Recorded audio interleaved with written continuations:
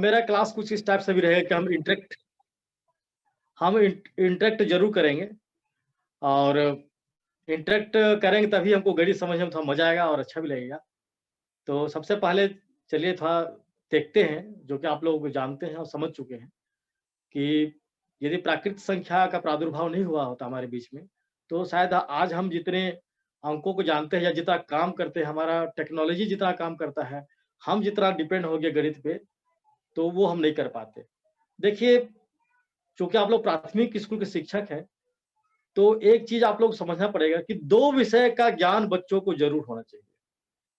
अभी जो 2020 की नई शिक्षा नीति जो अब लागू होने वाली है 2023 तक, उसमें भी ये कहा गया है कि बच्चों में बुनियादी साक्षरता और संख्या ज्ञान बहुत आवश्यक है। मतलब इसको सरल शब्दों में समझिए तो भाषा का ज्ञान और गणित विषय का ज्ञान बच्चों को होना बहुत ही ज़रूरी है। क्यों? अगर आप बहुत गहराई सोचे तो ये समझ में आएगा कि भाषा का ज्ञान यदि ना हो और गणित का ज्ञान यदि ना हो, तो बच्चे अन्य विषयों को ना पढ़ पाएँगे, ना समझ पाएँगे।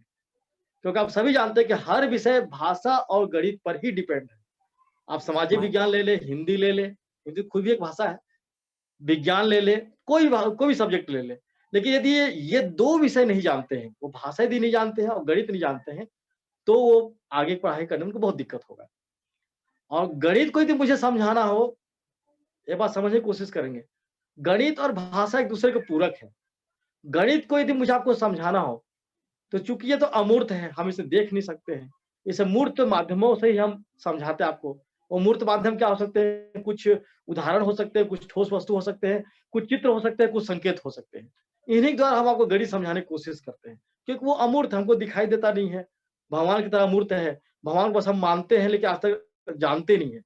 मानते हैं मतलब मानते हैं शंकर भगवान है, किसी ने आज तक देखा ही है कि वास्तव में ऐसे दिखते कि नहीं दिखते हैं। गणित भी ऐसे ही है।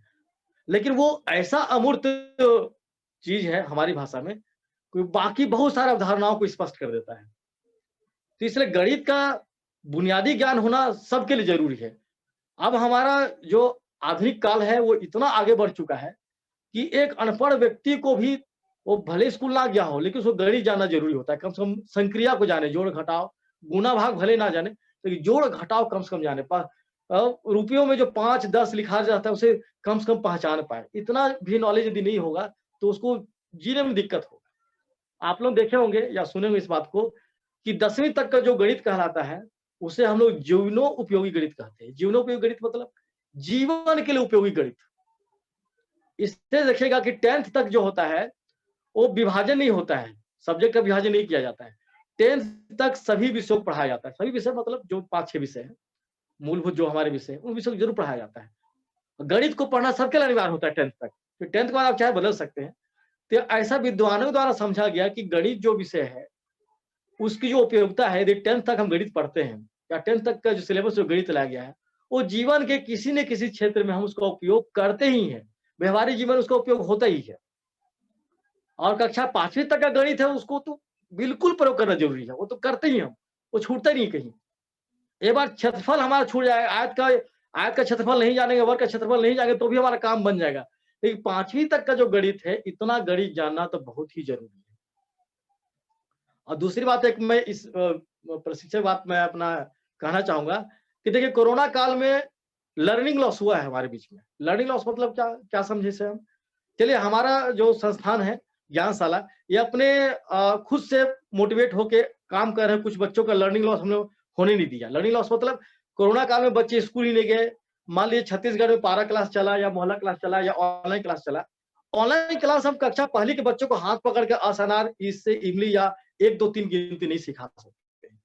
हर क्लास का एक लिमिटेशन है। नई शिक्षा नीति के शोधकर्ताओं ने भी यही कहा कि ऑफलाइन क्लास जो होता है, उससे बेटर कोई क्लास हो ही नहीं सकता है। मतलब हम कक्षा शिक्षण जो कराते हैं, कक्षा में जो शिक्षण कराते हैं, उससे बेटर क्लास कुछ भी नहीं हो सकता है। क्योंकि हम बच्चों के बीच बैठते हैं, उनके भावों को देखते हैं, उनको स्पर्श करते हैं, वो हमें छूते हैं, हम उनको देखते हैं, एक-दूसरे से हँसी मज़ाक करते हैं, ठिठोली करते हैं, बहुत सारे क्रियाकलाप होते हैं हम बच्चों के बीच में, हम जब बच्चों के बीच में रहते हैं। ऑनलाइन में संबंध देखिए मैं भी अभी बोल रहा हूँ, मैं अपने आप को बस देख पा रहा हूँ, बाकी लोग देख नहीं पा रहा हूँ। तो ऑनलाइन क्लास में कि यही बात होती है, बच्चों के चेहरों को देख के समझ आता है कि बच्चा कितना समझ रहा है, कितना नहीं समझ रहा है, कौन दुखी है, कौन सुखी है, किसे गुस्सा आ रहा है। ये सब समझ के उसके हिसाब से ट्रीट करते हैं। ऑनलाइन क्लास में ये समझ नहीं आते। लेकिन ये वैकल्पिक व्यवस्था हमारे पास नई शिक्षा नीति में कहा गया है कि ऑनलाइन क्लास लेना भी एक ज़रूरी विकल्प रहेगा हमारे लिए। तो चलिए, बहुत सारे फ़ायदे हैं ऑनलाइन क्लास के, और इसी माध्यम से जो लर्निंग लॉस हुआ है बच्चों के बीच में या हमारे शिक्षकों के बीच में जो लर्निंग लॉस हुआ है, उसे हम दूर करने का प्रयास करेंगे। और आप सभी जो बिल्कुल ऐसे समर्पित होकर काम कर रहे हैं, आपके कारण जिन बच्चों का लर्निंग लॉस नहीं हुआ है, मतलब ये समझिए, कक्षा पहली में जब बच्चा गया था, अब तीसरी पहुँच चुका है। 2 साल कोरोना काल रहा। उसे जब अ, सनार, इस, इमली और 1, 2, 3 जब सीखना था, बुनियादी साक्षरता जब सीखना था, गिनती जब सीखना था, तब तो वो पढ़ ही नहीं पाया, अभ्यास नहीं कर पाया। हर माता-पिता इतने सक्षम नहीं थे कि अपने बच्चों को पढ़ा सकें। तो ये जो लर्निंग लॉस हुआ है, आप सभी जो एनजीओ की तरह काम कर रहे हैं या समर्पित होकर काम कर रहे हैं, आप भी दूर करें।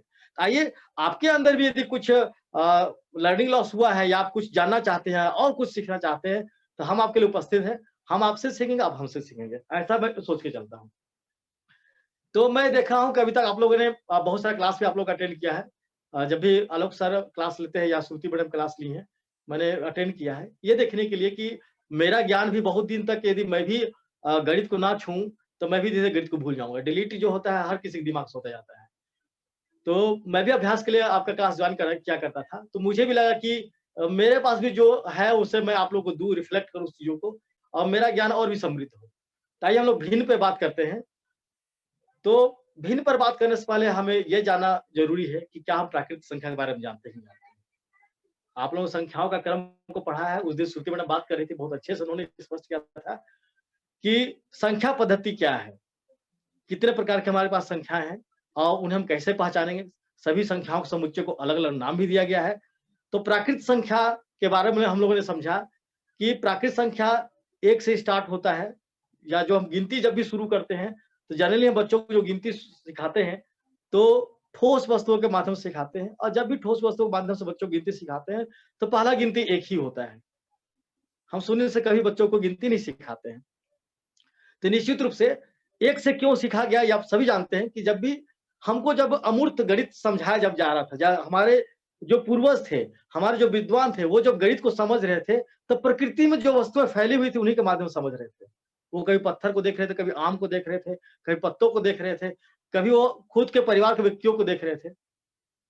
तो देखी हुई चीज़ों से गणित सीख रहे थे। तो सबसे पहले उन्होंने एक वस्तु को ही देखा होगा। शून्य तो उस समय समझ में नहीं आया उनको, इसलिए शून्य से स्टार्ट नहीं होता हमारा प्राकृतिक संख्या। तो प्रकृति में उन्होंने 1 से गिनती करना सीखा, 1 वस्तु लिया, 2 वस्तु लिया, 1 आम लिया, 2 आम लिया, 1 व्यक्ति को देखा, उन्होंने 2 व्यक्ति को देखा। तो प्रकृति के वस्तुओं से उन्होंने गिनती को सीखा। इसलिए ऐसे गिनतियों को हम लोग प्राकृतिक संख्या कहे हैं। इसके बाद यदि हम आगे बढ़े इसी क्रम में, आज हम जो मैंने बताया था कि आज हम जो संख्या प्रयोग करते हैं अपने बीच में, 1, 2, 3, 4 जो भी लिखते हैं हम लोग, तो इसे हम हिंदू अरेबिक संख्या कहते हैं। इस पर विस्तृत चर्चा मैंने किया था कि इसका नाम हिंदू अरेबिक संख्या क्यों पड़ा। फिर भी अगर मैं हल्का सा बता देना चाहूँगा कि हमारे हिंदुस्तान वासियों ने इस गिनती का खोज किया था।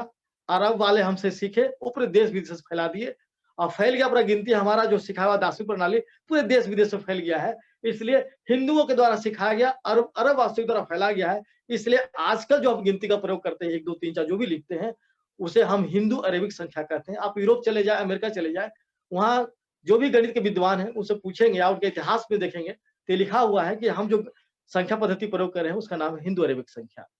तो चलिए, आज हम लोग हिंदी अरेबिक संख्या पर ही विचार करेंगे, और उसका आगे क्या-क्या हुआ, उस पर भी हम लोग विचार करेंगे। तो आप लोगों ने देखा कि जो संपूर्ण वस्तुएँ हैं, जैसा आप मेरे हाथ में देख सकते हैं, ये वस्तुएँ दिखाई देती हैं, आप इसे गिन सकते हैं। ये 1 हुआ, ये 2 हुआ, ये 3 हुआ, हम लोग गिन सकते हैं, और गिनती हम ऐसे ही सिखाते हैं हमेशा। आप लोग परिभाषा बहुत पढ़े होंगे, बहुत लोग जुड़े हुए हैं। मैं हमेशा ऐसे प्रशिक्षण में या ऐसे क्लास में ये बात ज़रूर पूछता हूँ कि हम लोग परिभाषा पर बहुत ज़्यादा जोर डालते हैं बच्चों पर, कि परिभाषा आप रटो। त्रिभुज किसे कहते हैं? 3 भुजाओं से घिरा आकृति को त्रिभुज कहते हैं। अच्छी बात है, क्योंकि परीक्षा में लिखने को आता है, तो हमें रटाना चाहिए। लेकिन क्या बच्चों को समझ में आया? बच्चों में ये समझ विकसित हुआ? क्या बच्चे 1, 2, 3, 4, 5, 6, 7, 8, 9, 10 बोलना सीख गए हैं? लेकिन क्या गिनती सीखे वो? बोलना सीखना और गिनती सीखना में अंतर है। यदि हम बच्चों को 6 वस्तु दे देते हैं और बच्चा गिन नहीं पाता है, लेकिन 10 तक बोलना जानता है, हम सभी जानते हैं, इसे हम गिनती सीखना नहीं कहेंगे। वो रट लिया है, उसमें मेमोरी था, उसने याद कर लिया। उसका मतलब नहीं समझता है कि 6 मतलब क्या होता है। उसे 6 बस तुम गिनने देते, 6 बस तो गिन नहीं पाता है। ये सब गिनती नहीं कहेंगे। तो इस भ्रम में हम बिल्कुल नहीं रहेंगे कि बच्चा बोलना सीख गया है, तो गिनती सीख गया। हम अक्सर यही समझते हैं। बच्चों को बहुत गिनती रटाते हैं, पहाड़ा रटाते हैं। नई शिक्षा नीति बोलता है कि अब रटंत विद्या से हमको थोड़ा-सा अलग हटना पड़ेगा। वो रहेगा हमारे बीच में, बिल्कुल हम उसको नेगलेक्ट नहीं कर सकते हैं। लेकिन अब हमें समझ साथ आगे बढ़ना पड़ेगा। मैं खुद आपको बता रहा हूँ, भिन्न जो मैं आज आपसे बात करने जा रहा हूँ, इस भिन्न पर मेरी भी समझ 12वीं तक अच्छी नहीं थी। मैं खुद कन्फ्यूज़ होता था कि 2/3 का मतलब क्या होता है और 3/2 का मतलब क्या होता है। मतलब मैं नहीं जानता था। मैं गणित भिन्न के सारे गणित हल कर लेता था, जितने प्रश्न आते थे हल कर लेता था। लेकिन उसका मतलब मैं नहीं समझता। इबारती प्रश्न जब आ जाते थे मैं हल नहीं कर पाता था। कोई दे दिया 1 धन 2 धन 2 धन 3 ऐसा कोई दे देता मैं हल कर देता था। मतलब मैं कैलकुलेशन जानता था लेकिन उसका मीनिंग नहीं जानता था। हमारे इंडियंस के अंदर में यही अभी कमी है। हमारे जो इंडिया में जो गणित पढ़ते हैं, जो बच्चे हमारे, वो कैलकुलेशन सीख जाते हैं, लेकिन उसकी अवधारणा को समझ नहीं पाते हैं। तो इन्हीं सब बातों पर हम लोग विचार करेंगे कि बच्चे के सामने यदि हम 1/2 लिख रहे हैं या 2/3 लिख रहे हैं, इसका मतलब क्या है? तो चलिए पुराने समय में चलते हैं। पहले लोगों ने सब मान लीजिए कुछ देर के लिए लकड़ी है, वो लकड़ी बिना करते चलिए एक नाम जैसे ही पढ़ा दें। गिनती के बारे में एक बार और बात कहना चाहूँगा मैं। हिंदी का गिनती को देखिएगा, एक इंटरेस्टिंग बात बता रहा हूँ। हिंदी का गिनती कैसे होता है? 1, 2, 3, 4, 5, 6, 7, 8, 19, 20 तक हम लोग रट लेते हैं। चलिए ठीक है, रट लिया, हमने सीख लिया। 21 कभी आप लोग 21, 22, 23, 68, 67, 89, 79 को तोड़कर कभी देखे हैं? संधि विच्छेद करके उसे देखें? क्या आप इन शब्दों का मीनिंग निकाल के देखे हैं? कभी मीनिंग निकाल के देखिए, बहुत मजा आता है सीखने में। 21 जैसे मैं लिखूं 21,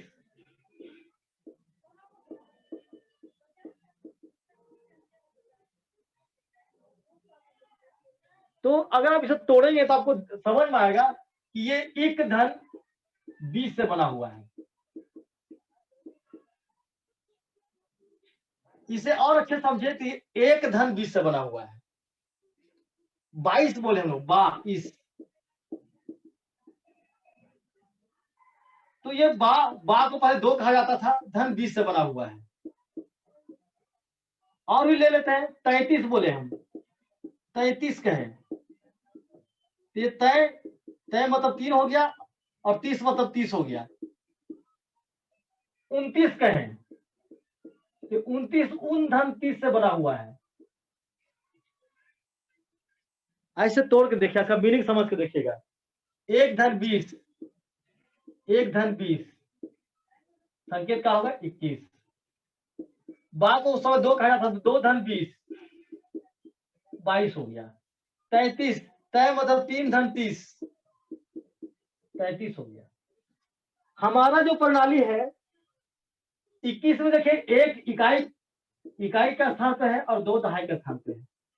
तो हमारा जो गिनती है वो इकाई को पहले बोलता है, दहाई को बाद बोलता है। सही बात है। हम जब भी कोई संख्या लिखते हैं, मान लीजिए 223 में लिखता हूँ या 235 से लिखता हूँ, तब हम कैसे जानेंगे इसको 235 पढ़ना है? तो इकाई दहाई स्थानीय मान के अनुसार जानते हैं। पहले स्थानीय मान क्या होता है? इकाई होता है। कोई भी स्थानीय मान सैकड़ा शुरू नहीं होता है। इकाई, दहाई, फिर सैकड़ा। तो हम संख्या में हमेशा इकाई शुरू करते हैं। देखिएगा हमारा गिनती भी पहले इकाई शुरू करता है। 29, उन मतलब होता है पहले, और धन 30, 30 से पहले जो भी संख्या हो उसी का कहेंगे हम लोग 29 कहेंगे। अक्सर लोगों को ये कंफ्यूजन होता है। मैं पूछता हूँ कि 71, 72, 69 में कौन बड़ा है? अक्सर पूछता हूँ कि 71, 72, 69 में कौन बड़ा है? तो बच्चे से पूछ के देखिएगा इस बात को। हम लोग तो बता देंगे, हम लोग कई बार गिनती प्रयोग किए हैं, लेकिन मैंने ऑफलाइन क्लास में शिक्षकों के बीच में प्रयोग किया है कि आपको रैपिड जवाब देना है कि 71, 72, 69 में कौन बड़ा होता है? तो 90% शिक्षक भी गलत जवाब देते हैं, 69 बड़ा होता है बोलते हैं, फटाक से जवाब देने के मामले में। लेकिन जब मैं बोलता हूँ ध्यान सोच के बताइए, तब उनको पता चलता है कि 72 बड़ा है। तो देखिए हमारे विद्वानों ने कितना अच्छा सोच के रखा है कि 30 से पहले जो ऐसा है वो 29 कहेंगे। 79, 69 जो 70 से पहले आए, उन मतलब पहले, 70 मतलब वो 70 कहिए उसे, जो 70 से पहले आए उन्हें 69 कहेंगे। तो हमारा गिनती जो 2 अंकों की गिनती है उसमें इकाई पहले कहा जाता है, दहाई को बाद में कहा जाता है। फिर 3 अंक की जो गिनती आती है वो इंग्लिश जैसा ही है। इंग्लिश क्या होता है? इंग्लिश की गिनती बच्चे जल्दी सीख जाते हैं। क्यों? 21, 20 के बाद की बात करते हैं हम लोग। 21, 22, 23, इसमें हम लोग क्या कर रहे हैं, दहाई को पहले बोलते हैं, इकाई को बाद में बोलते हैं। इंग्लिश की गिनती हम लोग क्या करते हैं, 20 1 20 प्लस 1 ऐसा कहते हैं हम लोग, तो 21 होता है। हम दहाई को पहले बोलते हैं, इकाई को बाद में बोलते हैं। लेकिन ये सर हमारा दो आपने अंक का जब ये जी सर सर। बहुत अच्छा ऑब्जर्वेशन आपने बताया कि अब आज तक मैंने जी भी नहीं सोचा था कि हिंदी में हम पहले जब 2 अंकों की को प्रोनाउंस करते हैं, उच्चारण करते हैं, तो पहले इकाई स्थान के बारे में चिंता करते हैं। ये नहीं सोचा था। जी और सर, जी जबकि सर, जी अंग्रेजी में हम कर रहे हैं तो 21 22 जी में तो जो दहाई स्थान है उसको पहले ले रहे हैं। तो पहले बोले हैं, जी सर। इसको अगर हम गहराई से और समझेंगे, हो सकता है कि हम बच्चों को जो हिंदी गिनती में कठिनाई होती है उसके मूल में भी हम पहुंच पाएंगे सर। एक मिनट सर, एक कॉल आ गया।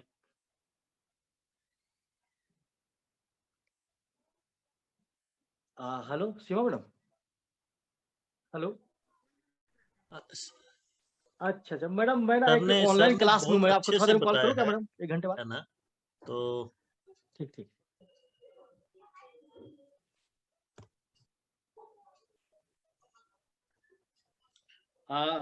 सर मेरी आवाज आ रही क्या? हाँ बिल्कुल आ रही है सर। हाँ सर, एक कॉल आ गया था तो आपका आवाज मतलब आना बंद हो गया था। सर एक बार रिपीट कर दे सर, लास्ट में क्या बोले सर? मैं कह रहा था सर कि पहली बार मैंने जी ये ऑब्जर्वेशन नोट किया है कि जो अंग्रेजी और जी हिंदी का जो 2 अंकों का की गिनती है, उसमें हिंदी में हम जी पहले इकाई की चिंता करते हैं, फिर दहाई की बात करते जी हैं। अंग्रेजी में जी इसका सर, उल्टा होता है। तो इस भेद जी को जी अगर हम और सूक्ष्मता से समझ पाएं, तो खास करके जी जी आजकल मतलब ग्रामीण बच्चे तो हिंदी वाली गिनती पहले सीख जाते हैं, लेकिन थोड़ा शहरी जी बच्चे जो होते हैं वो अंग्रेजी वाली गिनती को आसानी से सीख लेते हैं और हिंदी गिनती कभी उनकी हो ही नहीं पाती है। तो उसको हम जी जी जी जी उनकी डिफिकल्टी को आसानी से समझ पाएंगे अगर इसको थोड़ा और ध्यान देंगे और इस तरीके से जी बच्चों को जी बताएंगे। तो ये मैं कह रहा था। जी सर, बिल्कुल बिल्कुल सही था। मैं देखा हूँ ये सर कि यदि अपने बातों को हम इंटरेस्टिंग तरीके से बताते हैं तो बच्चों को मजा आना शुरू हो जाता है। जैसे हम एक, जैसे आप लोग, आप सब देखिए, देवाशीष सर ने भी देखा कि मैं जो बात बता रहा हूँ एक नया टाइप बात बताया, तो सर को देखिए मजा आने लगा है। अब गणित क्लास आप लोग भी मजा आने लगा, क्योंकि वही बात बताता जो आप जानते हैं, कुछ अलग हट के, एक भी बात में कुछ अलग हट के नहीं बताता, तो आपको बोर लगना शुरू हो जाता है। इसलिए कहीं न कहीं शिक्षक को यदि चिंतन करता है शिक्षक अपने विषय पर, तो बिल्कुल कुछ ना कुछ वो निष्कर्ष निकालता ही है। तो शायद प्रशिक्षण के कारण, या मैं मैथमेटिक्स का टीचर हूँ, इस कारण मैंने इस बात को नोटिस किया, मैंने देखा कि हमारा हिंदी प्रणाली है वो गणित के सारे रूल्स को फॉलो करता है। हम हिंदी में जो गिनती सीखते हैं, वो गणित के सारे रूल्स को फॉलो करता है। जैसे कि 2 अंक के लिए विशेषकर देखा है मैंने कि 21 को एक धन 20 कहा जा रहा है, 1 को पहले कहा जा रहा है, 20 को बाद कहा जा रहा है। लेकिन ये भी ध्यान देंगे कि जब हम 3 अंक पे जाते हैं, 3 अंक पे जाते हैं, तब ये समानता हो जाती है अंग्रेजी और हिंदी में। जैसे मान लीजिए 101 कहना है, तो 100 और 1 कहते हैं हम। तो यहाँ देखिए, यहाँ क्या हो रहा है कि पहले हम सैकड़ा को बोल रहे हैं, फिर इकाई को बोल रहे हैं। और इंग्लिश में 101 कहना हो तो 101 कहते हैं। तो देखिए 3 अंक के बाद ये समानता हमारे बीच में आ जाती है। 3 अंक के बाद या 3 अंक से जब हमारी गिनती शुरू होती है, तो हिंदी का भी वही पैटर्न है और इंग्लिश का भी वही पैटर्न है। और आगे जाकर आपको समझ में आएगा कि पूरा गणित पैटर्न पे डिपेंड है। ये मैं पहले से आपको एक क्लू पॉइंट दे रहा हूँ। पूरा हमारा गणित अभी हम लोग जो सीखेंगे, जितने सूत्र बनेंगे हमारे भिन्न के लिए, जितना समझ, अवधारणा का समझ बनेगा, आपको ये समझ में आएगा कि सब पैटर्न पे डिपेंड है। जब तक पैटर्न नहीं आता तब तक हम इसे समझ नहीं पाते। तो एक गिनती के बारे में मैं एक ऐसा बात बताना चाह रहा था कि 2 अंक की गिनती को आप लोग थोड़ा-सा संधि विच्छेद करके देखिए घर में बैठ के। मैं तो 2-3 उदाहरण दे दिया हूँ। आप भी बैठ के देखिए। एक 89 पे आपको दिक्कत हो सकता है और एक 99 पे दिक्कत हो सकता है। ये अलग से शब्द उसमें डाले गए हैं। बाकी सभी के लिए अगर संधि विच्छेद करके देखेंगे तो आपको उस गिनती का अर्थ पता चलेगा कि गिनती का ये नाम ही क्यों पड़ा है। 33 क्यों बोलते हैं, 68 क्यों बोलते हैं। 68, अड़ धन 60, अड़ का मतलब 8 हुआ और 60 का मतलब 60 हुआ। तो देखिएगा आपके गिनती के शब्दों में ही उसका अर्थ छिपा हुआ है। आप हिंदी का कोई भी शब्द जो दिया गया है उसे तोड़ दीजिए, आपको उसका अर्थ स्पष्ट हो। त्रिभुज खुद ही कह रहा है 3 भुजा जिसमें हो। त्रिभुज खुद ही का, चतुर्भुज नाम से स्पष्ट है। अब ये एक बात सोचने वाली बात आती है, कई टीचर मुझसे पूछते हैं सर ये संस्कृत में नाम क्यों रखा गया है, त्रिभुज चतुर्भुज, ऐसा लगता है किसी राक्षस वाक्षस का नाम होगा। ऐसा मजाक में कह रहा हूँ, कुछ लोग ऐसा कहते हैं। तो देखिए जब हमारा गणित का लिपि लिखा गया था, सबसे पहले गणित हमारे भारत में विकसित हुआ है। तो उस समय हमारी जो भाषा थी वो संस्कृत थी। आर्यभट्ट ने जो गणित के बारे में लिखा या बोधायन ने जो गणित के बारे में लिखा, वो संस्कृत जानते थे। हमारी जितनी भी गणित के बारे में जो लिखी हुई लिपि है वो संस्कृत में है, इसलिए नाम संस्कृत में पढ़े हुए हैं। गणित का कोई भी नाम उठा लीजिए आपको संस्कृत में ही मिलेंगे। तो इस बात को हमें समझना पड़ेगा कि जब हम संस्कृत थोड़ा जानते हैं, अच्छे से हमको समझ में आता है, तो गणित आपको यदि लीलावती जो आर्यभट्ट की रचना है लीलावती, उसे पढ़ेंगे तो आपको बहुत संस्कृत का ज्ञान होगा तभी आप उसे पढ़ पाएँगे, समझ पाएँगे। तो ये बहुत बड़ा मायने नहीं है हमारे बीच में, ये मायने नहीं रखता है कि वो नाम क्यों पड़ा, त्रिभुज नाम क्यों पड़ा, ऐसा ही नाम क्यों पड़ा, उसका अर्थ निकालना आप सीखिए। कोई भी नाम ले लीजिए, हालाँकि नाम शुरू-शुरू में कठिन लगते हैं, लेकिन बच्चों को वही कठिन नाम को जैसे देखिए शीर्षाभिमुख कोण, मैं बहुत जल्दी वापस आऊँ अपने मैटर पे, शीर्षाभिमुख कोण, इसको तोड़ दीजिए। हम लोग रटाते हैं बच्चों की परिभाषा, शीर्षाभिमुख कोण, तोड़िएगा तो शीर्ष धन अभिमुख धन कोण होता है। शीर्ष के अभिमुख मतलब आमने-सामने जो कोण हो, शीर्षाभिमुख कोण कहते हैं। चित्र से द्वारा समझा दीजिए कि देखिए ये शीर्ष के कोण हैं, ये दोनों आमने-सामने तो शीर्षाभिमुख कोण हो गए। मैं एक उदाहरण बता रहा हूँ कि आपको गणित यदि समझना हो तो गणित के शब्दों को तोड़ के देखिए कभी, मजा भी आएगा आपको, उसका अर्थ भी समझ, कई बार अर्थ का अनर्थ निकलेंगे लेकिन बाद में वो समझ में आ जाएगा। तो मेरा कहने का अर्थ ये है कि परिभाषा पे हम लोग बच्चों पे ना जाए बल्कि समझाने के ऊपर जाए, बच्चों को समझ विकसित होना चाहिए। ये आप ही लोग सोच के बताइए, आज तक आप एक का परिभाषा पढ़े क्या कभी? गिनती की शुरुआत एक से हुई है, सीखते हम लोग एक से हैं। क्या आप एक का परिभाषा कभी पढ़े हैं? किसी शिक्षक ने पढ़ाया? या मैं यूँ पूछूँ कि एक को समझाना है बच्चों को, कैसे समझाएँगे आप? बहुत सारे लोग जुड़े हुए हैं, थोड़ा सा इंटरेक्ट हो जाए हम लोग। यदि एक को समझाना हो बच्चों में या दो को समझाना हो बच्चों में, आप कैसे समझाएँगे? कोई भी एक जवाब दे सकते हैं क्या? मैं चाहूंगा कि अपने कोई साथी सरिता मैम, आप हमें एक के बारे में कैसे समझाएंगी?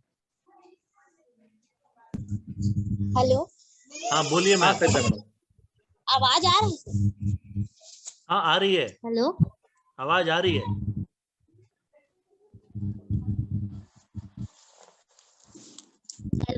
हाँ मैम आवाज आ रही है आपकी, आप बोलिए।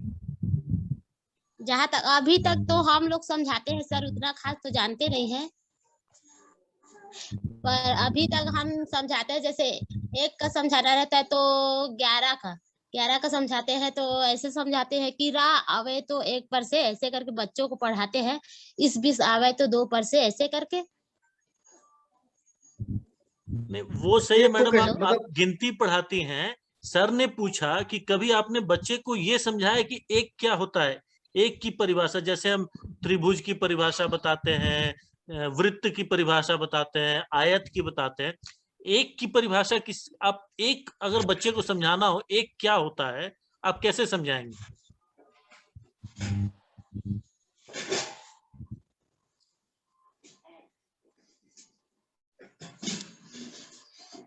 वो तो सर ही समझाएंगे सर। नहीं ठीक है मैम, सर को तो समझाना ही पड़ेगा, सर की भी परीक्षा आज है ना? तो बिल्कुल। कोई और साथी ट्राई करना चाहेंगे? रोजी मैम, ममता मैम, छाया मैम, कोई भी एक आदमी खुद से बोल सकते हैं। थान सिंह जी रोजी मैम बताइए। हाँ बोलिए। जैसे कि एक को हम लोग समझा सकते हैं, एगो दिखा के। अच्छा, एक दिखा के समझा सकते हैं, बहुत अच्छा, आपने आधा काम सर का आसान कर दिया है। बिल्कुल मैम, बिल्कुल, एक हम दिखाएंगे उनको कि कुछ नहीं था, फिर कहीं से एक चला आया, तो ये होना एक हो गया। अब आगे सर बताएं कि एक को कैसे परिभाषित करते हैं।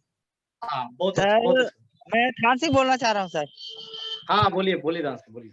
जी सर, एक को परिभाषित करने के लिए हम बच्चों के सामने कोई वस्तु को सामने रखकर दिखाते हैं कि ये अंक 1 है करके या 2 है, तो वस्तु को हम सामने उनको लेटेस्ट जानकारी देते हुए दिखाएंगे सामने, ये एक वस्तु है, ये 2 वस्तु है, ये 3, ऐसे बताते जाएंगे तो अंक उनको हम वस्तु दिखाकर बता सकते हैं।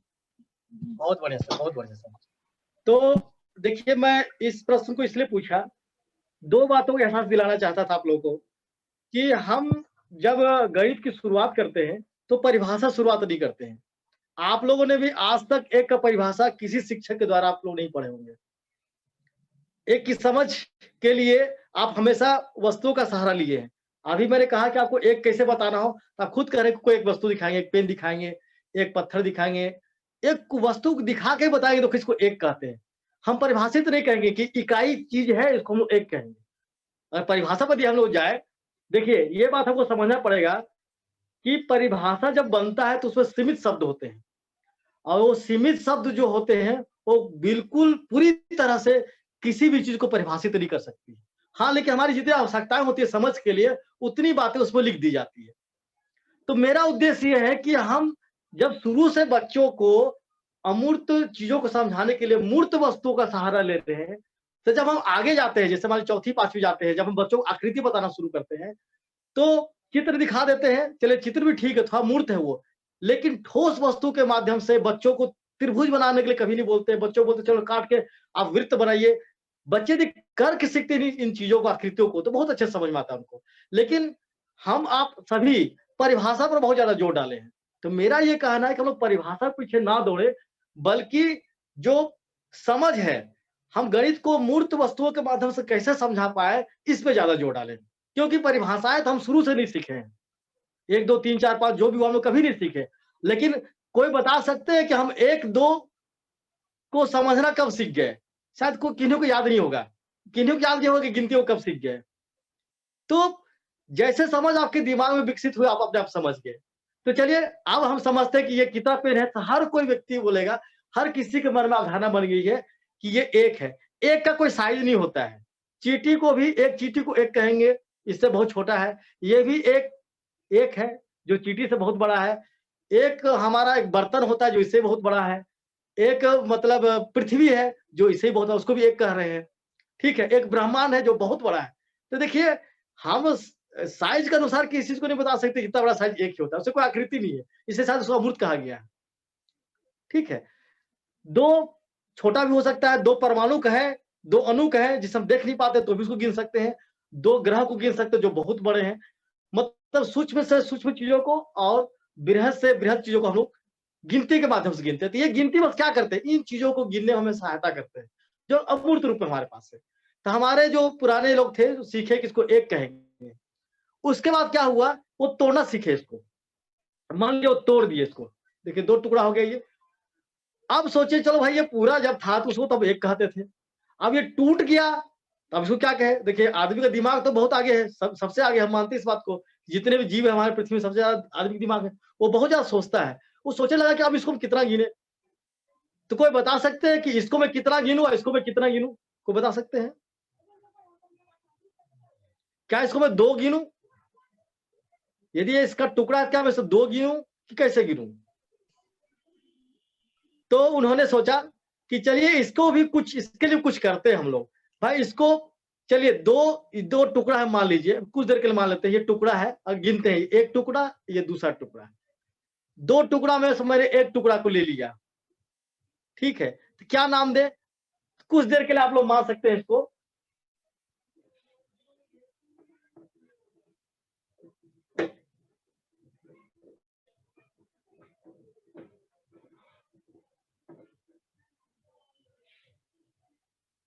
देखिएगा, ध्यान से देखिएगा, मैं जो लिख रहा हूं उसको समझने की कोशिश कीजिए मैं क्या बताना चाहता हूं आपको। हमारे पास एक पेन था, हमारे पास मान लीजिए एक पेन था, ये एक लकड़ी था, कुछ भी ले सकते हैं आप। एक लकड़ी था, एक पेन था, एक डंडा था, कुछ भी था, हमारे पास एक वस्तु था। उसे हम लोगों ने तोड़ दिया, हम लोगों ने 2 भाग कर दिया।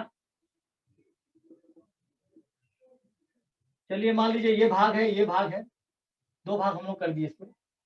तो 2 भागों में हमने बांटा, तो उन्हें संकेत बनाना शुरू किया। देखिए हम जानते हैं गणित में अमूर्त को मूर्त को समझने के लिए संकेत बनाए हुए हैं। ये 1 2 3 4 ये सब संकेत हमारे समझ के लिए बनाए गए हैं। तो उन्होंने संकेत बनाना शुरू किया कि 2 भाग में बांटा, एक संकेत बना दिए। उसमें से मान लीजिए मैंने एक भाग ले लिया, एक भाग को ऐसा लिख दिया, एक संकेत का जन्म हुआ। इसलिए इसे पढ़ा जाता है बटे। अभी मैं और स्पष्ट करूँ, पूरी बात स्पष्ट अभी नहीं हुई है। हम वस्तु को 2 भाग में तोड़े, ज्यादा अच्छा होगा कि मैं ऐसा बना दूं इसको। दो भाग में तोड़ा, हमने दो भाग में तोड़ा या दो भाग में बांटा, तो इसे दो भाग में बांटा गया, उन्होंने क्या क्या चिन्ह बनाया, चलिए बांटा के चिन्ह है, यही बताता है कि बट गया, तो बढ़ता है तो समझिए एक लकीर आ जाता है, टूट जाता है वो, उसमें से एक भाग हम लोगों ने लिया, तो उन्होंने कहा इसे पढ़ेंगे हम लोग 1/2, ठीक है, इसे क्या पढ़ेंगे हम लोग 1/2, दो भाग में बटा हुआ इसका एक भाग लिया, इसे कितना पढ़ेंगे फिर हम लोग? सर 1 मिनट मैं जरा नोटिस दे दूं, 30 सेकंड्स में ये सेशन कट जाएगा, 30 सेकंड में, फिर वापस इसी लिंक पर क्लिक करके हम लोग सभी साथी जुड़ जाएंगे। जी धन्यवाद सर। जी सर, जी सर, ठीक ठीक जी। अब इसे कितना पढ़ेंगे? तो ये भी दो भाग बटा हुआ भाग है, दो भाग बटा हुआ है ये पेन, ये भी उसका एक ही भाग है, इसे 1/2 कहेंगे। तो अब विद्वान ने सोचा भाई ये तो बड़ा दिख रहा है, उसको भी हम 1/2 कह दे रहे हैं, और जो छोटा दिख रहा है उसको भी 1/2 कह रहे हैं, ये तो गड़बड़ बात हो गई। जो बड़ा दिख रहा है उसे भी हम उसी संकेत से बता रहे हैं, जो छोटा दिख रहा है उसे भी उसी संकेत से बता रहे हैं, तो क्या किया जाए? तो तब अब तो सबसे पहले हम लोग ये देखेंगे सर अब भिन्न क्यों पड़ा,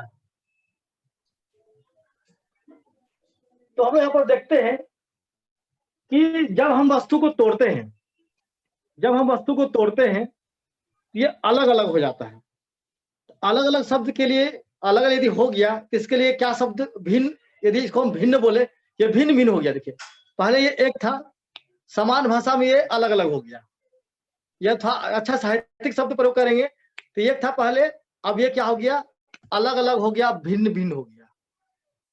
क्या मैं सही कह रहा हूं?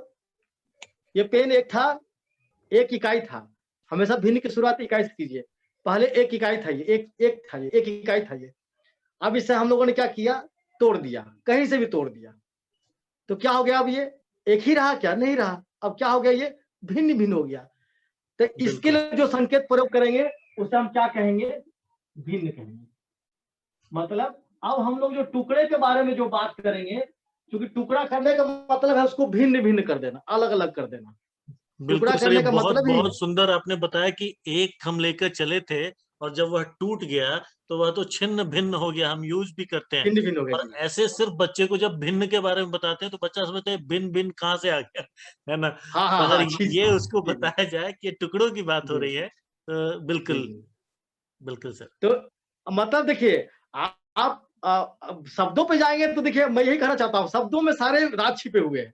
मैंने भी सोचा भाई सर नाम भिन्न क्यों पड़ा, बचपन सोचता है, भले बाद में मुझे समझ में आया, मैं कर तब मुझे समझ में आया कि नाम भिन्न क्यों पड़ा होगा, तब समझ में आया जब मैं टीचर बन गया, तब समझ में आया भिन्न के बारे में। भिन्न शब्द जरूर सुना था लेकिन ये नहीं समझ पाता इसका नाम भिन्न क्यों पड़ा।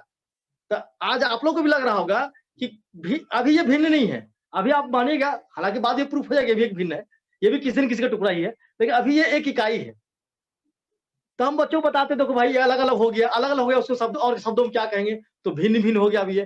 तो अब इसके लिए जो संकेत प्रयोग करेंगे, इन टुकड़ों को बताने के लिए जो हम गणितीय संकेत प्रयोग करेंगे उसे हम क्या नाम देंगे, तो भिन्न नाम देंगे। तो बच्चों को कहीं से कुछ नया नहीं लगेगा, वो समझ जाएगा कि ये शब्द कहाँ से आया है, ये बटे शब्द कहाँ से लिख रहे हैं, इसे बटे क्यों पढ़ते हैं, क्योंकि अब हम लोगों ने क्या किया, देखिए एक इकाई था उसे दो भागों में बांट दिया, तो बांट दिया, एक इकाई था उसे हम लोग दो भागों में बांट दिया। ये बांटने वाला शब्द जब तक बांटेंगे नहीं तब तक ये टुकड़ा होगा नहीं, बिना बांटे क्या आप इसे टुकड़ा कर सकते हैं, नहीं कर सकते हैं। तो बांटना शब्द भी कहीं न कहीं आएगा हमारे इसके कथन में, इस चीज को बताने में बांटना शब्द भी कहीं न कहीं आएगा। इसलिए कहा गया, देखिए मैंने इसे दो भागों में बांट दिया, क्या लिखेंगे, दो भागों में, दो के लिए हमारे पास संकेत है, बांटने के लिए ये संकेत उन्होंने बना दिया, हमें भी लिखा उसमें। और यदि मैं एक भाग को लेता हूं तो उसने एक ऊपर लिख दिया, इसको क्या पढ़ा जा रहेगा, 1/2, ठीक है। जनरली किसी से पूछेगा कि 1/2 का मतलब क्या होता है, तो अधिकतर टीचर से बोलते हैं कि एक इकाई है उसको दो भाग बांट दिए, एक इकाई के दो भाग बांट दिए तो 1/2 किसको कहेंगे, मतलब ये अधूरा ज्ञान है। देखिए 1/2 का मतलब अक्सर लोग क्या बताते हैं कि एक इकाई को दो भाग बांट दिए, तो फिर 1/2 किसको कहेंगे। 2/3 का मतलब क्या होता है, दो इकाई को तीन भाग बांट दिए, बस यही अवधारणा गलत हो जाता है। 2/3 का मतलब क्या होता है, इसके हिसाब से क्या हो जाएगा, 1/2 का मतलब एक इकाई को दो भाग बांट दिए, 2/3 का मतलब दो इकाई को तीन भाग बांट दिए, तो दो इकाई को तीन भाग बांटेंगे तो 2/3 किसको कहेंगे। इस टाइप कंफ्यूजन अभी भी शिक्षकों के बीच में होगा। या बहुत सारे जो अभी नए टीचर्स आए हैं मिसमिस करके, उनको उनमें दिक्कत बिल्कुल होता है। सर, जो ये यहाँ एक बड़ी बिंदु निकल कर आ रही है, आपने जो बोला जी, एक को 2 भाग में बांट दिया, यह एक प्रक्रिया है, लेकिन 1/2 जी, जी, एक रुका हुआ प्रोडक्ट है, एक हाँ, अब आप इसको और स्पष्ट करेंगे। जी सर, जी सर। तो मैं आप लोग जहाँ ले जाना चाह रहा हूँ, समझिए कि एक विवाद आया कि छोटे लंबाई की वस्तु को भी 1/2 कह रहे हैं, बड़े लंबाई की वस्तु को 1/2 कह रहे हैं। टुकड़े को टुकड़ा कर दिया। तब बाद में विद्वानों ने ये कहा कि एक हम समझौता करते हैं, टुकड़े बराबर रहेंगे, तब कोई दिक्कत नहीं होगा। जितना बड़ा टुकड़ा ये रहेगा, अगर इसे मैं 2 बराबर भागों में बाँटता हूँ, मान लीजिए पेन है, इसे मैं 2 बराबर भागों में बाँट देता हूँ इस प्रकार से। आदिवासी सर स्पष्ट दिखाई दे रहा है क्या ये? हाँ जी सर, स्पष्ट दिखाई दे रहा है। हाँ, एक इकाई है, देखिए पहले मेरे पास एक पेन था जिसे एक इकाई में समझूंगा, इसके मैंने 2 बराबर भाग बाँटे। ये हमारे पास जो है 2 बराबर भाग है हमारे पास। अब देखिए फिर से, अब इसी बात को फिर समझते हैं। पहले तो टुकड़े के भाग अलग-अलग थे, कोई छोटा था, कोई बड़ा था। लेकिन अब हम लोगों ने शर्त डाल दिया कि अब हमारे पास जो भी इकाई रहेगा, उसके 2 बराबर भाग रहेंगे। तो देखिए इस इकाई के 2 बराबर भाग बटे हुए हैं। ये 2 बराबर भागों में, ये बराबर शब्द हमेशा आप अपने ज़बान पे ज़रूर लाइएगा, क्योंकि भिन्न की अवधारणा बराबर हिस्सों पर ही डिपेंड है। जब तक अभी इस पेन को मैं 2 टुकड़ा कर रहा हूँ, ये बराबर हिस्से नहीं है।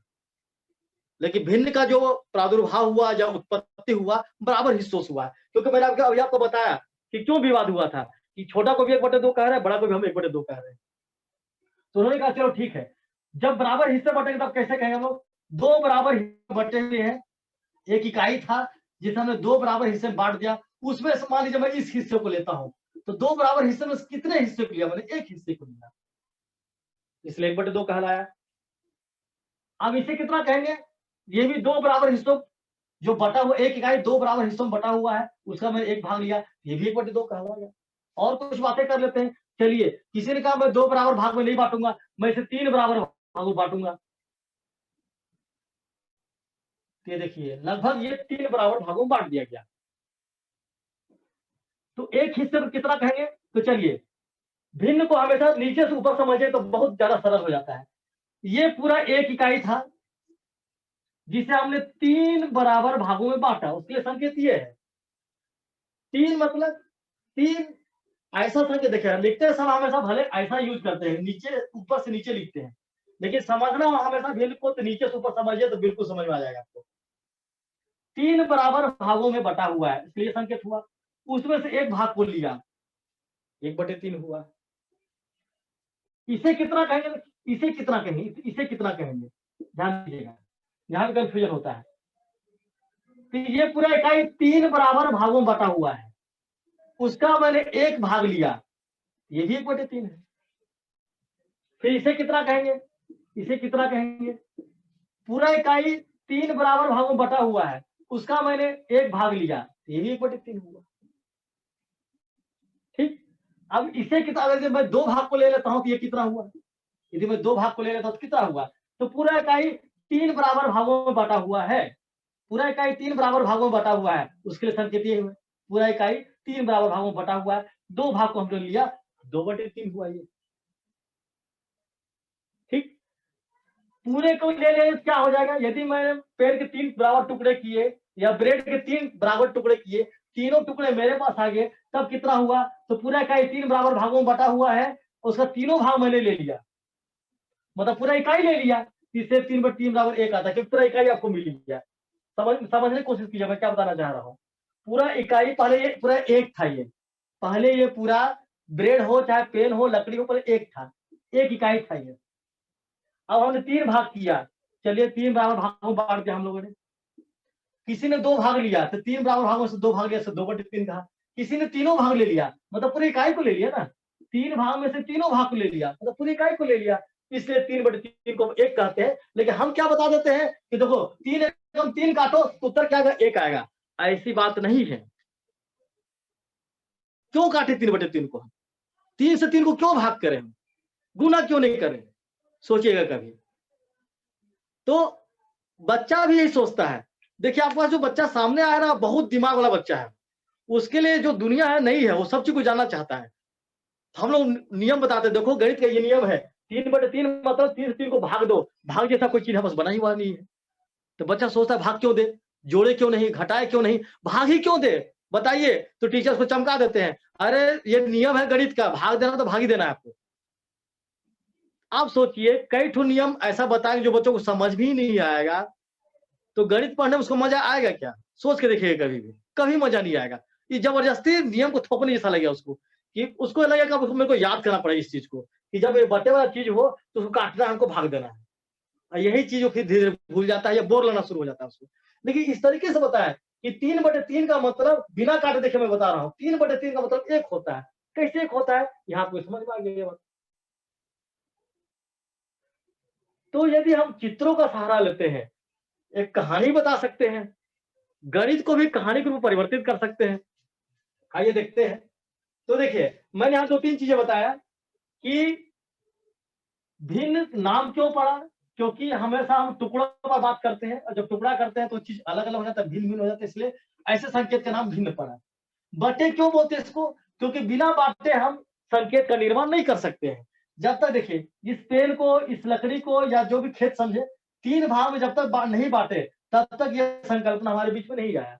तो जब तक हम बांटेंगे नहीं तब तक हमारा भिन्न की संकल्पना कंप्लीट नहीं होगी। तो 3 बराबर भागों में बांटे, तो बांटा शब्द आना चाहिए, तो उसके लिए संकेत हम लोग ऐसा दे दिया, और जितना भाग ले उसको ऊपर लिख दिया। अब बात यह आता है कि सर एक जब लिखा रहता है तो इसको अंश क्यों बोलते हैं और इसको हर क्यों बोलते हैं? ऊपर वाले भाग को अंश क्यों बोलते हैं और नीचे वाले भाग को हर क्यों बोलते हैं? चलिए कुछ बात कर लेते इस पर भी। नाम क्यों पड़ा होगा अंश और हर?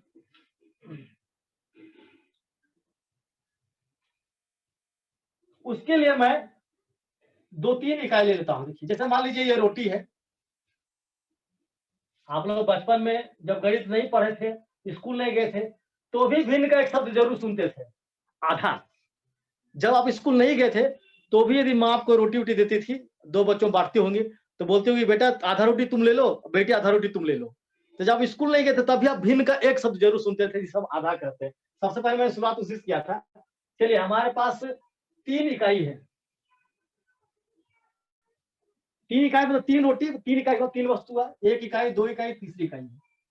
सभी इकाई का हम लोग बराबर, क्योंकि भिन्न की बात कर रहे हैं, भिन्न की बात जब भी हम लोग करेंगे तो बराबर हिस्सों की बात जरूर करेंगे। तो जब भी हिस्सा करेंगे तो वो हिस्सा कैसा रहेगा, वो टुकड़ा कैसा रहेगा, बराबर का रहेगा।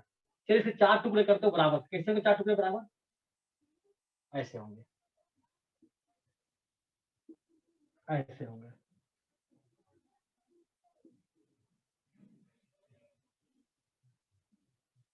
तो देखेंगे कि यहाँ हर इकाई, देखिए मेरे मुंह शब्द लिखा है, यहाँ हर इकाई कितने भागों में बटा हुआ है? 4 भागों में। हर इकाई कितने भागों में बटा हुआ है देख सकते हैं? 4 भागों में। एक हर शब्द आया। बहुत सारे टुकड़ों में से कुछ टुकड़ा को लेते हैं तो उसे क्या कहते हैं? अंश। अंश का मतलब क्या होता है? बहुत सारे टुकड़ों में से कुछ टुकड़ों को लेना, उसे अंश कहते हैं। ठीक है। चांदा में आप लोगों ने जब कोण बनाना सीखा होगा, 1 अंश, 2 अंश, 3 अंश। अंश क्यों कहते थे? कोई बता सकते हैं कि अंश क्यों कहते थे? अंश 1 अंश, 2 अंश कोण बनाते हैं तो बोलते हैं 1 अंश, 2 अंश। अंश क्यों कहते हैं उस समय? साहित्यिक रूप से उसका मतलब हिस्सा या टुकड़ा हुआ, किसी पूर्ण का कोई छोटा हिस्सा या टुकड़ा। जी सर। जी, किसी पूर्ण का कोई हिस्सा या टुकड़ा, किसी पूर्ण का, देवाशीष सर ने बहुत अच्छा पकड़ा, किसी पूर्ण का हिस्सा या टुकड़ा को हम लोग क्या कहते हैं? अंश कहते हैं। चांदा में देखिए, चांदा वास्तव में 360 डिग्री का रहता है ना, 360 अंश का रहता है। उसमें से हम 1 को लेते हैं तो पूरे का 1 टुकड़ा ले रहे हैं, इसलिए 1 अंश कहलाता है। जब 2 डिग्री लेते हैं तो पूरे डिग्री का 2 लेते हैं, इसलिए क्या हो जाता है? वो 2 डिग्री कहलाता है या 2 अंश कहलाता है। तो अंश मतलब क्या हुआ? किसी पूर्ण का हिस्सा। तो देखिए ये पूरा वस्तु है और हम लोगों ने कई इकाई लिया है। हर इकाई के कितने भागों में बांटा है? हर इकाई को हम लोग 4 भागों में बांटा है। देखिए हर इकाई को हम लोगों ने 4 भागों में बांटा है। ठीक है, इसलिए इसे हम क्या कहते हैं? हर। इसी से पता चलता है कि अगर मैं ऐसा लिख दूं 2/5, अब समझ जाइएगा कि जितने भी आपस इकाई लेंगे, जितने भी हम आपस इकाई लेंगे, सबके कितने टुकड़े होंगे, कितने बराबर टुकड़े होंगे, 5 बराबर टुकड़े। मैं इसी बना रहा हूँ भैया, कितने बराबर टुकड़े होंगे, 5। तो ये क्या बताता है, नीचे की संख्या क्या बताया कि जितने भी आप इकाई लेंगे इस भिन्न को बताने के लिए, जितने भी आप इकाई लेंगे हर इकाई के कितने टुकड़े होंगे, 5। इसमें 1/2 लिख दिया हूं, इसमें जितने भी आप इकाई लेंगे हर इकाई के कितने टुकड़े होंगे, 2 बराबर टुकड़े होंगे, चाहे जैसे भी कीजिए। हर का मतलब समझ में आया? हर का मतलब क्या है कि आप इस भिन्न को बताने के लिए, इस संकेत को बताने के लिए जितने भी इकाई लेंगे, 1 2 3 4 जितने भी इकाई लेंगे हर इकाई के कितने टुकड़े होंगे, इसके अभी मैं 4 रहा हूं तो 4 टुकड़े होंगे। ठीक है, अब आगे बढ़ते हैं। एक भाग को लिया मैंने, इस पूरे का एक अंश को लिया, 4 टुकड़े हैं, 4 में से एक टुकड़े को लिया, ये क्या है, इसका छोटा सा अंश है, इसलिए 1/4 कहलाएगा। ऐसे हम क्या कहेंगे, अंश कहेंगे। इसलिए भिन्न में ऊपर वाले भाग को अंश कहते हैं और नीचे वाले भाग को हर कहते हैं। तो मुझे लगता है आप अंश और हर का मतलब समझ गए हैं। तो मैं आपको 1 मिनट का समय देता हूँ, अभी भी इस पर आप कुछ पूछना चाहते हो मैं बता सकता हूँ अभी।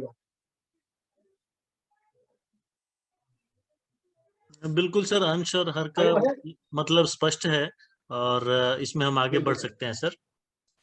जी सर, जी सर। तो हर मतलब समझ क्या समझे कि जितने, देखिए हम लोग अक्सर जब भिन्न शुरू करते हैं एक इकाई शुरू करते हैं, एक ही चित्र बनाते हैं। नहीं, मेरा ये थ्योरी कहता है कि आप कई इकाई लीजिए, तब आपको हर समझाने में सहूलियत होगा। कई इकाई लीजिए, और यदि आप 1/2 समझाना चाहते हैं तो सब इकाई कितने टुकड़े करेंगे, 2 टुकड़े कीजिए, तभी आप कह पाएंगे कि हर नाम क्यों पड़ा, क्योंकि हर इकाई के हमने कितने टुकड़े किए, 2 टुकड़े किए हैं। यहाँ पर हर में क्या, हर 4 लिखा मतलब हर इकाई हम 4 टुकड़े करेंगे। आगे बढ़ते हैं, चलिए। एक भाग को लिया हमने, 1/4 कहा। दोनों भाग को लिया, देखिए दोनों भाग को लिया तो कितना हो जाएगा, यही हो जाएगा 2/4। 3 भाग को लिया तो ये हो जाएगा 3 भाग, मतलब ये अकेला भाग 1/4 है, ध्यान दीजिएगा। ये अकेला भाग, सिर्फ ये वाला जो भाग है 1/4 है। क्यों, 4 भाग का 1 भाग है, तो हर भाग तो 1/4 है, लेकिन तीनों को मैंने ले लिया तो 4 भाग में बटा हुआ है, और उसका 3 भाग मैंने लिया तो 3/4 हो गया। अब ये देखिए, ये 4 भाग में बटा हुआ है और चारों भाग को ले लिया तो 4 भाग में बटा हुआ है, चारों भाग को ले लिया, मतलब मैंने एक रोटी ले लिया, इससे 4/4 बराबर क्या हो जाएगा, 1 हो जाएगा। 4 भाग बटा हुआ था, मैंने 4 भाग बटा हुआ था। पहले कितना था रोटी, 1 रोटी था। पहले कितना रोटी था, ये 1 रोटी था। उसके मैंने 4 भाग में टुकड़े किए, तो 4 टुकड़े किए, 4 भाग में बांट दिए, इसलिए ऐसा मैंने लिखा संकेत रूप में, 4 भाग में मैंने बांट दिया। अब एक भाग को ले रहा हूं तो 1/4 लिखा रहा है, दोनों भाग को ले रहा हूं तो 2/4 लिखा रहा है, तीनों भाग को ले रहा हूं तो 3/4 लिखा रहा है। अच्छा, एक रोटी के 4 टुकड़े के, चारों भाग को मैंने ले लिया, ये 4/4 कहलाया। लेकिन साथ में 2 चीज हमको दिखाई देता है, 4/4 भी कहलाया, साथ में हमको पूरा 1 रोटी मिल गया, इसे 4/4 को हम 1 कहेंगे। यहाँ हमको नहीं बताना पड़ेगा कि हम इसको, क्योंकि बच्चा भी भाग सीखा नहीं, हम कैसे बता देंगे इसको काट के 1 लाख, नहीं बता सकते, बच्चा भाग अभी कहाँ सीखा है। चलिए आगे बढ़ते हैं। अब सवाल यहाँ पर पैदा होता है कि ये कितना है। अब दूसरा इकाई देखिए, अब मैं दूसरा इकाई में पहुंच रहा हूँ, ये दोनों इकाई को ले रहा हूँ, ध्यान दीजिएगा। अब ये दोनों इकाई को ले रहा हूँ, 2 इकाई को एक साथ ले रहा हूँ, तो इस भाग को कितना कहेंगे, इस भाग को तो हम 1/4 ही कहेंगे, क्योंकि 4 भाग में बटा हुआ है, 1 भाग लिया। लेकिन इसको और इसको मिला के कितना कहेंगे, अब इसका संकेत क्या होगा, इसको भी लेना है हमको और ये भाग को भी लेना है, अब इसका संकेत क्या होगा। बाकी संकेत हमने लिख दिया, 1/4, 2/4, 3/4, 4/4 लिख दिया। ये चारों भाग को लेंगे हम और इस भाग को लेंगे, इसका संकेत क्या होगा, कैसे समझेंगे यहाँ पर।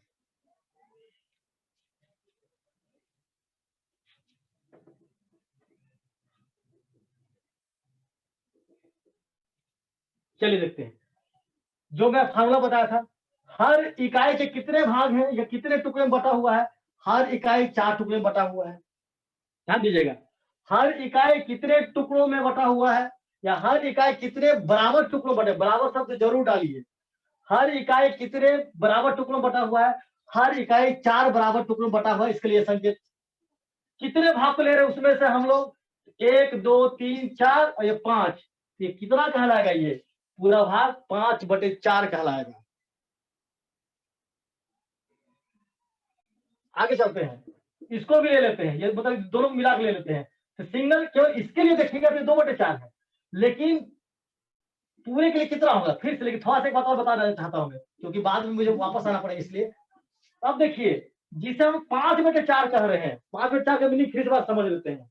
5/4 मतलब क्या होगा, तो हम देखते हैं कि हर इकाई कितने भाग बराबर भागों बटा हुआ है, हर इकाई 4 बराबर भागों बटा हुआ है। कितने भाग को मैंने लिया, 1 2 3 4 5 भाग लिया, जितना भाग लेते हैं ऊपर लिखते हैं, अंश में लिखते हैं, कितना हो गया 5/4 हुआ। लेकिन और क्या दिखाई दे रहा है आपको, और आपको ये दिखाई दे रहा है ये कितना है, ये 4/4 है।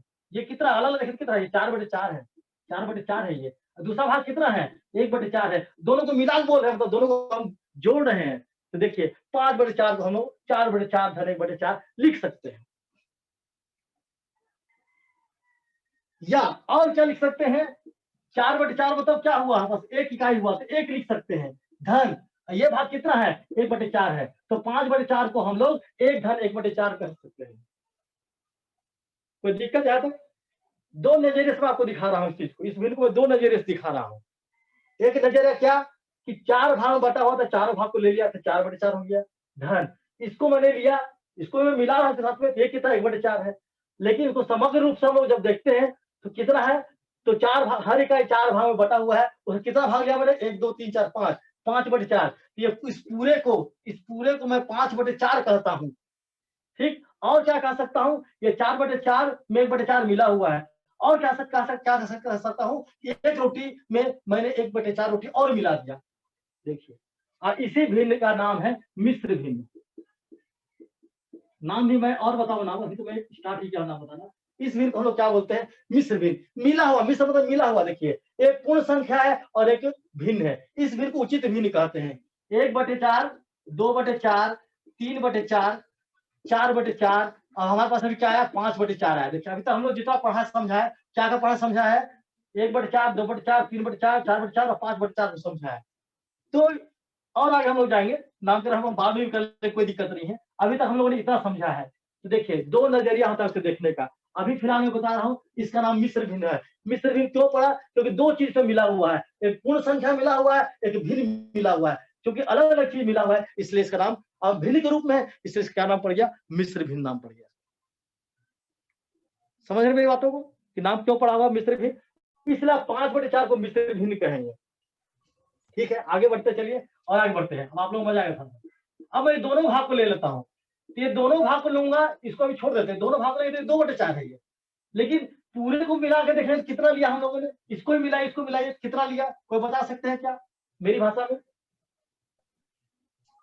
इसमें फिर हमने 6/4 कर लिया सर पूरा मिलाने से, तो 4/4 प्लस 2/4 जी सर। तो हम इसे ऐसा समझेंगे कि हर इकाई कितने भागों बटा हुआ है, 4 बराबर भागों बटा हुआ है, उसके लिए ये संकेत है। हर इकाई 4 बराबर भागों बटा हुआ, ये संकेत हुआ। अब कितने भाग ले रहे हैं हम लोग, 1 2 3 4 5 6, ये क्या कहलाएगा 6/4 कहलाएगा। आगे चलिए इसको भी ले लेंगे साथ में हम, तो 7/4 कहलाएगा। और आगे चले तो पूरे भाग को ले लिए, इसके भी चारों भाग को ले लिए, तो कितना कहलाएगा ये, हर इकाई 4 भागों बटा हुआ है, हर इकाई 4 भागों बटा हुआ है। उसमें से कितने भाग को लिए हम लोग, 1 2 3 4 5 6 7 8, 8/4 हुआ।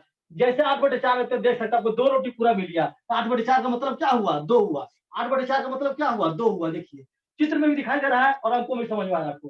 चित्र में दिखाई दे रहा है कि 8/4 है ये, क्योंकि हर इकाई के 4 भाग, उसमें 8 भाग हमने ले लिया, 8/4 का भिन्न के रूप में। लेकिन और क्या दिखाई दे रहा है, यदि पूर्ण संख्या के रूप में यदि देखें, पूर्ण संख्या के रूप में हम क्या दिखाई रहा है, एक रोटी और एक रोटी, ये भी एक रोटी है, ये भी एक रोटी है, एक रोटी और एक रोटी मिल के कितना रोटी हो जा रहा है, 2 रोटी हो जा रहा है। 8/4 का मतलब क्या होगा, 2 होगा। काटने की जरूरत नहीं है यहाँ पर। तो देखिए 8/4 का मतलब समझ जाएगा। इसी प्रकार से अब इसको डिफाइन कीजिए, पूरे को ले लेंगे तो अब ये कितना कहलाएगा, ये दोनों रोटी के 4-4 टुकड़े भी लेंगे, इसको भी लेंगे, तो कितना हो जाएगा 9/4। इसको भी ले लेंगे तो 10/4, इसको भी ले लेंगे तो 11/4, और इसको भी ले लेंगे तो 12/4 हो गया। देखिए आप देख सकते हैं जिसे आप 12/4 कह रहे हैं, वास्तव में 3 रोटी है, तो 12/4 मतलब क्या होगा 3। चित्र में दिख रहा है आपको, जिसे हम 12/4 कह रहे हैं भिन्न के रूप में, वो 3 रोटी भी दिखाई दे रहा है हमको, तो 12/4 का मतलब क्या हुआ, 3 हुआ। आप बिल्कुल लोगों सर, ने जी सर। बिल्कुल सर, काफी चीजें स्पष्ट हो रही हैं और हमको तो लगता है कि इससे लोगों को बहुत क्लैरिटी मिलेगी कि आप एक सीरीज में 1, 2, 3 पूर्ण चीजों को लेके उनके टुकड़े करते हुए और जब जी उसमें कैसे भिन्न का आकार बढ़ता चला जाता है, ये बच्चों को दृश्य दिखाएंगे तो बहुत जी क्लैरिटी जी मिलेगी। अन्यथा वो बच्चे मतलब मिश्र भिन्न में बहुत कंफ्यूज होते हैं, जो मुझे भी याद आता है। तो 5/4, 7/4, अब उसकी परिकल्पना नहीं स्पष्ट होती है। तो यहाँ बिल्कुल स्पष्ट होता है, 2 रोटियां हैं, 4-4 जी टुकड़े किए हुए हैं, तो 7 टुकड़े निकाल लिए।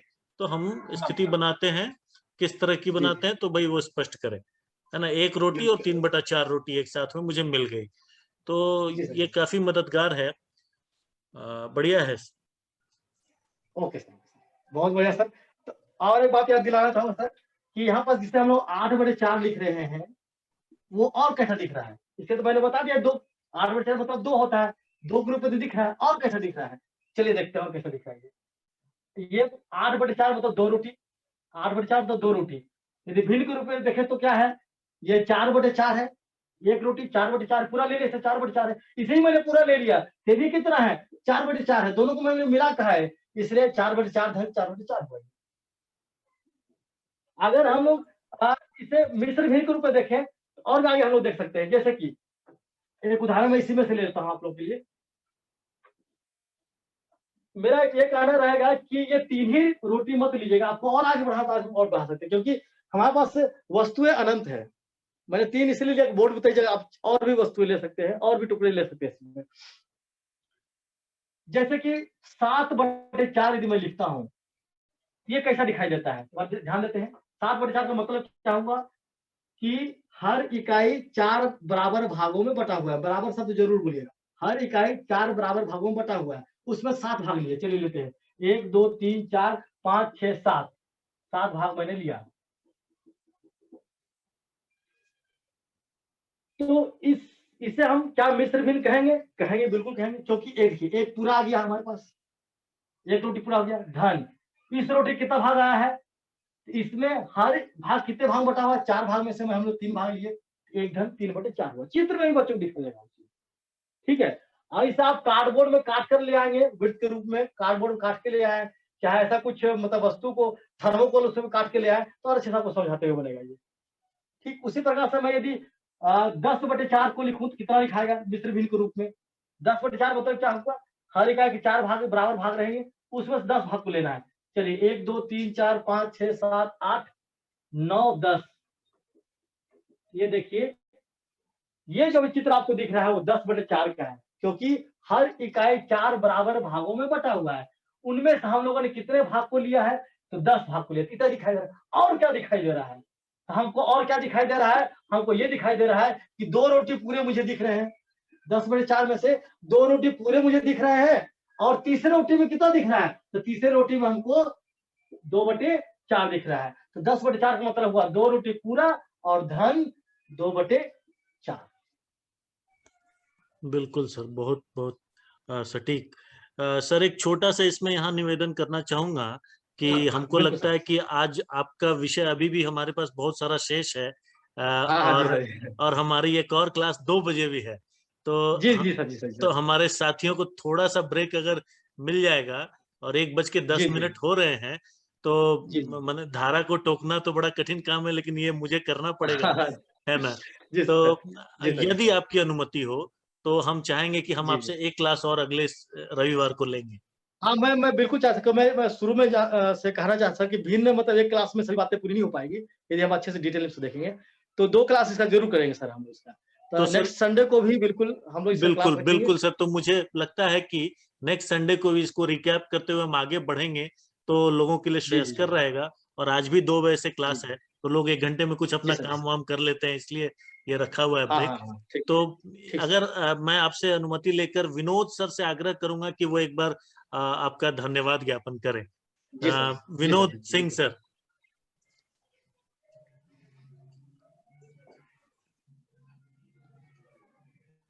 विनोद सर सुन पा रहे हैं आप? जी सर। हाँ सर,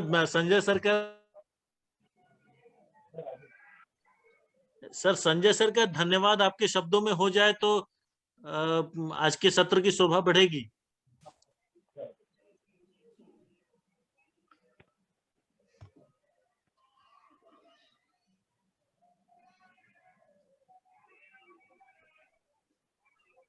लगता है विनोद सर नहीं सुन पा रहे हैं। चलिए मैं ही धन्यवाद देता हूं अपने संजय सर को। संजय सर हमारे, हाँ विनोद सर सुन रहे हैं आप? हेलो, हाँ बोलिए, आवाज आ रही है? हेलो, आपकी आवाज आ रही है विनोद सर? चलिए कोई बात नहीं विनोद सर, मैं बोलता हूँ। संजय सर हमारे साथी की तरह भी हैं, हमारे मार्गदर्शक की तरह भी हैं, और हम एक टीम के रूप में भी हमने पहले भी थोड़ा काम किया है और आगे भी करते रहेंगे। और आज का जो सत्र उन्होंने बिल्कुल अकस्मात सूचना पर हमें दिया है और जितने अच्छे से दिया है, और भिन्न के विषय साथियों को इससे काफी सहयोग मिलेगा समझने और समझाने में। और उनसे हमने अनुमति मांगी है अगले रविवार एक और क्लास भिन्न पर लेने की। तो मैं धन्यवाद न कहकर मतलब उनका आभार व्यक्त करूंगा कि वो इसी प्रकार हमें मार्गदर्शन देते रहें, और उनका रविवार शुभ हो, आने वाले पर्व त्योहार के दिन भी उनके शुभ रहें, वो आगे बढ़ें। और इसके साथ सभी को ढेर सारा धन्यवाद। धन्यवाद सर। धन्यवाद सर, धन्यवाद सर। मिलते हैं अगले रविवार को। धन्यवाद सर। बिल्कुल सर, धन्यवाद सर।